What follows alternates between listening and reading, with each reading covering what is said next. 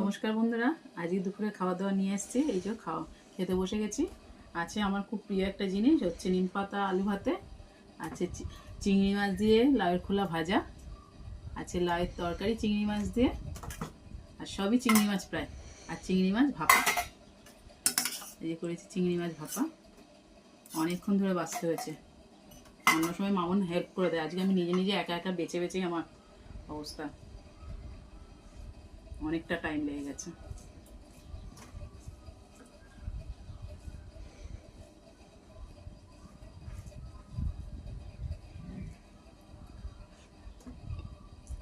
নিম পাতা আলু ভাতে জানি না কজন ভালোবাসে, কিন্তু আমার কিন্তু দারুণ খুব ভালোবাসি আমি নিম পাতা আলু ভাতে। এটা একদম অরিজিনাল।